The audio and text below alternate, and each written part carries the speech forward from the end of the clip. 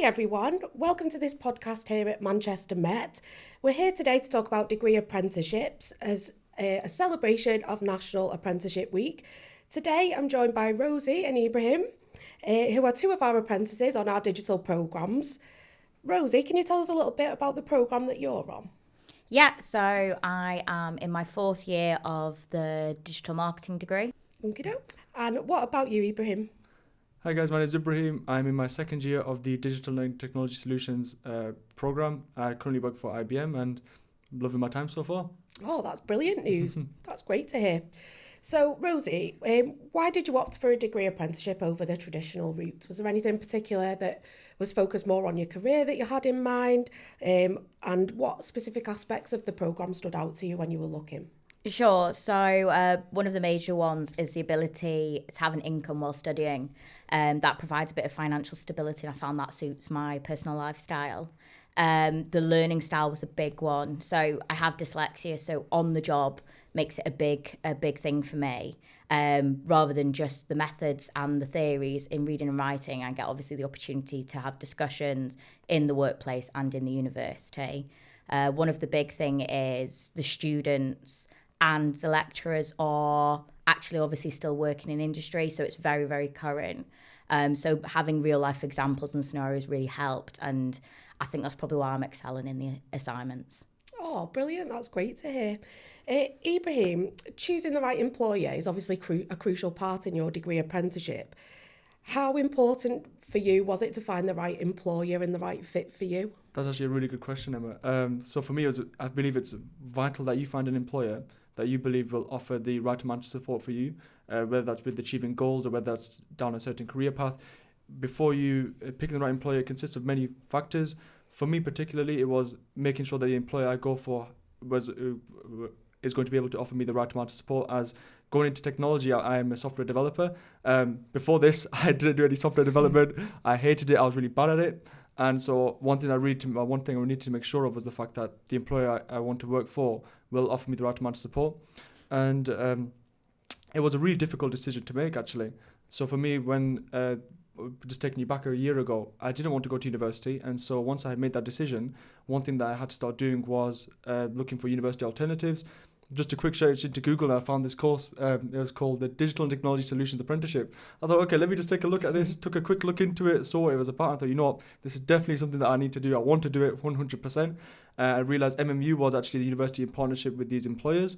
So one thing that helped out a lot was the MMU website. And if you scroll to the apprenticeships page, you'll see a list of all the all the providers, all the employers, and any vacancies. Also, Rate My Apprenticeship helped out a lot as well. And then one thing that helped me over time figuring out which employer I wanted to work for was going through the actual assessment processes and, the interviews.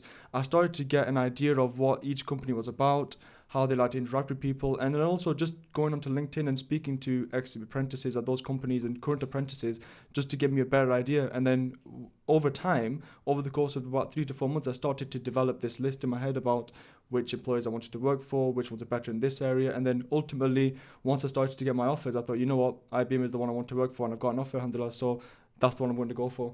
So that's, I think, ultimately it comes down to certain factors. You need to, I say, before you start applying, make sure you have those goals in mind of what you want to achieve. And then from there, when it comes to choosing the right employer, it helps out a lot.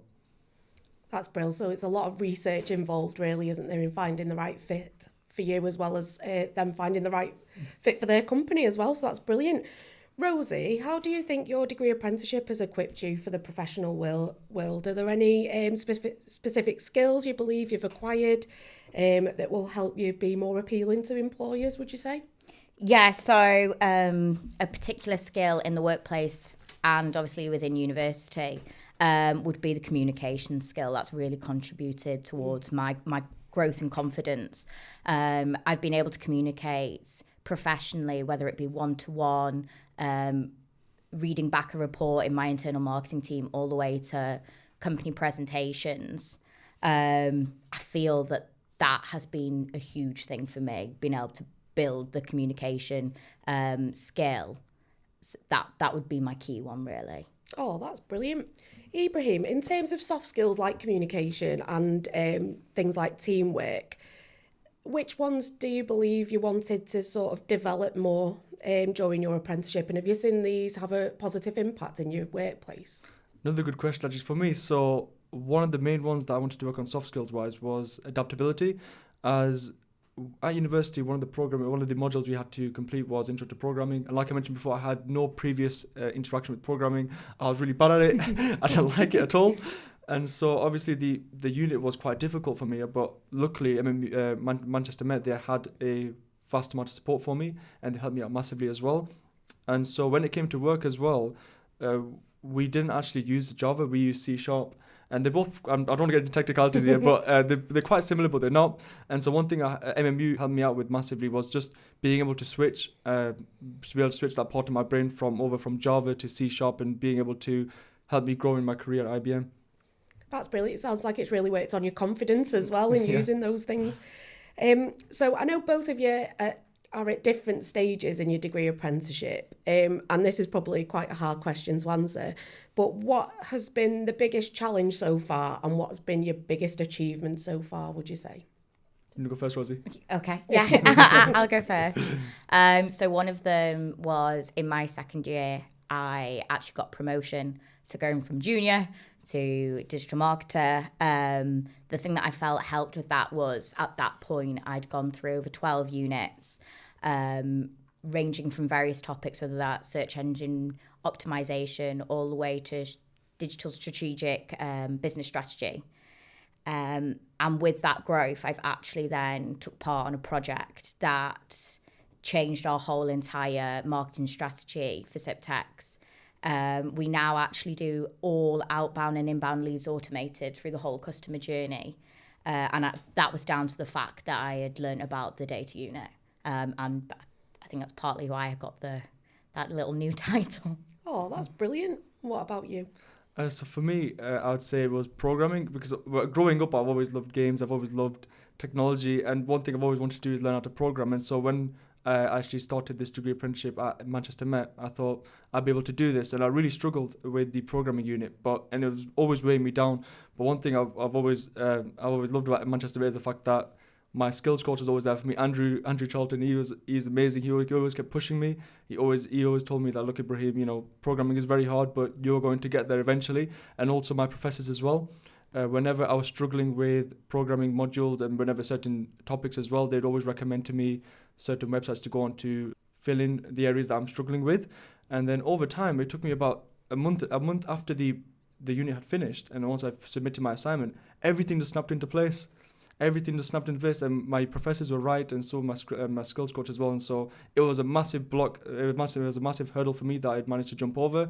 And from that, I managed to gain a lot more confidence in any area now, as I know that, yes, programming was something that was very daunting to me, and something that I believed that I would never be able to do. But eventually, it was just a certain amount of time that I had to put in, and eventually I completed it. So now whenever I do anything else, I know even if I don't understand it now, thanks to my professors and my skills coach, eventually I will get there. It's just a matter of time.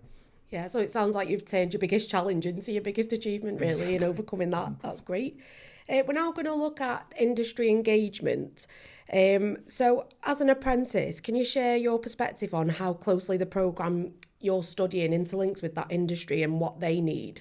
And how this aligns to providing students with valuable real-world experiences as well.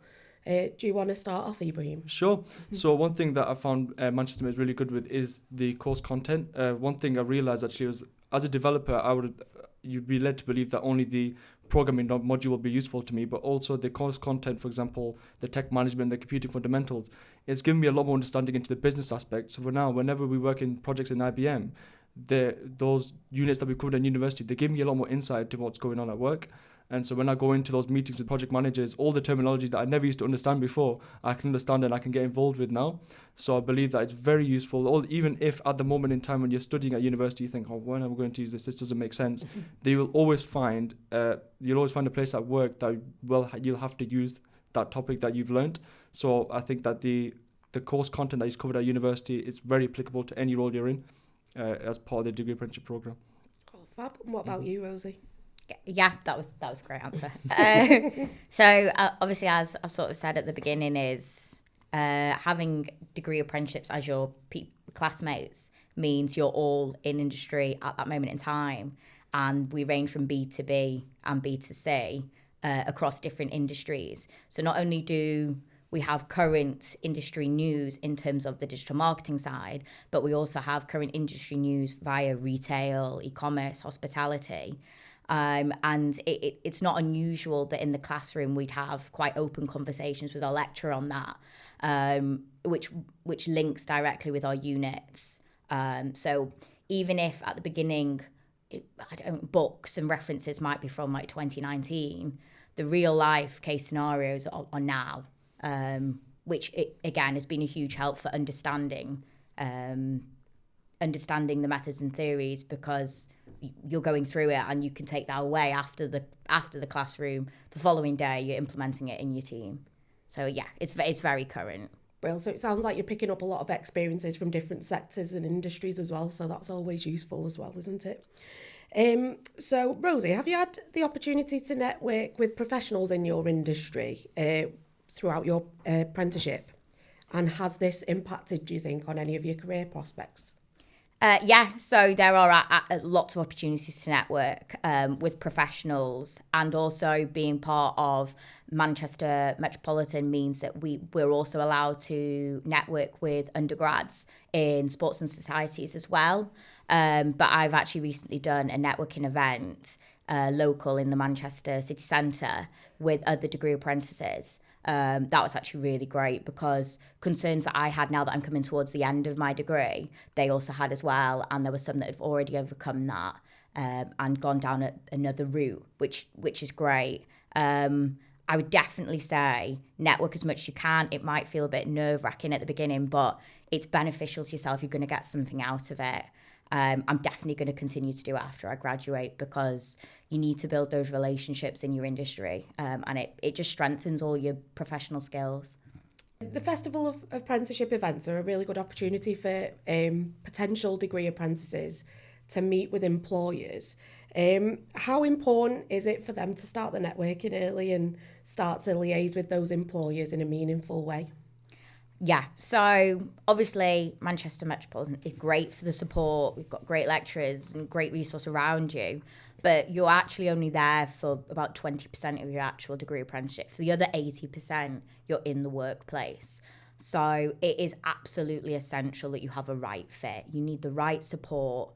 You need to be the right fit for them just as much as they need to be the right fit for you. You have to be able to understand their cultures, their mission, their vision. You want to be able to have the right behaviours in the workplace that represents them, just as much as they need to be able to understand what you're trying to get out of the degree apprenticeship.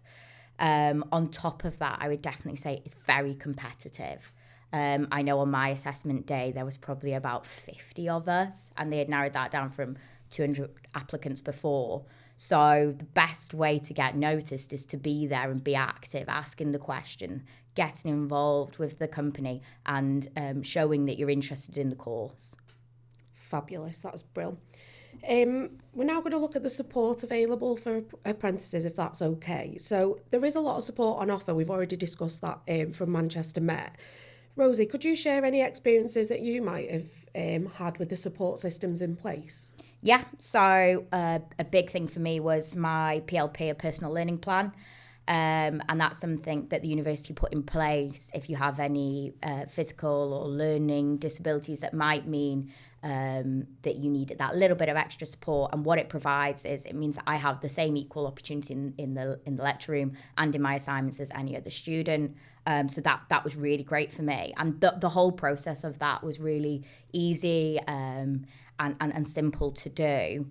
The skills coach, shout out to Tom, he's really great. He helps me during, so he's been helping me with my off the job, getting all my forms done in time. But now, obviously, like I said, I'm coming to the end. He's also helping me look at strengthening my CV, improving my interviews, so that should I want to push for promotion internally or ever look to grow into a different business, I've got that. So the support doesn't just stop while you're there. And actually, I think they cover us for another 12 to 15 months after, where they continue that support after you graduate, which is really great. Your lecturers are quite happy to do even one-to-ones with them. They're really helpful because they obviously want you to have an active interest in what you're learning. And then when you come into your final year, I'm about to start my big project at the end. You have your own supervisors to help you along the way with that. So there is absolutely no stress, no worries for it at all. So yeah, a lot of support. Oh, brilliant. We touched on equality, diversity and inclusion there. Ibrahim, how do you find the university addresses the needs of apprentices? Because obviously it's a different learning style, isn't it, to the traditional university route. Are there any specific measures or support systems that have been beneficial to either yourself or people that are on the course with you? Very good question, actually. And one thing that Manchester Met excels in is their diversity as well, because obviously sometimes during university time I will have to pray, and what's nice is the university has allocated prayer rooms, really nice one actually if you want to go pray. And also they've made dietary requirements as well. Let's say you need to eat halal food, that's available as well, and everything's within walking distance. So whether that's a prayer room or you want to go to a cafe that's halal on campus, there will always be something. So Manchester Met have been very good with that for me. That's brilliant to hear. Thank you for that. I know we're both at different stages of our apprenticeship. So Rosie, as you approach the conclusion of your apprenticeship, how would you reflect on your overall experience? Are there any key lessons you might have learned? Any advice you'd like to give to aspiring apprentices who are looking at starting a similar journey? Sure. So a major one for me is research the course, really understand the course. It's intense, so you need to have a passion, you need to have a bit of a fire in your belly before applying. Because the other thing is, it's a lot of time management. That is the number one thing I can take away from this is time management is beyond essential. You're juggling your personal life, a full-time degree, a full-time job, your degree apprenticeship, and obviously your level 6 apprenticeship qualification as well. So it's a lot to take on, but from the other side of it, don't hesitate. Apply. Manchester Met can even partner you up with an employer, so you don't have to be worried about if you're not currently employed by someone. At the same time, if you are employed by someone and you think this is something I want to go for, have that honest conversation with them. I know that they get offered the support to help them with the onboarding, and it's really challenging, but it's well worth the experience. Oh, fabulous. And just to finish off, Ibrahim, if there was one piece of advice you could give to apprentices or people that are looking to do an apprenticeship, what would it be?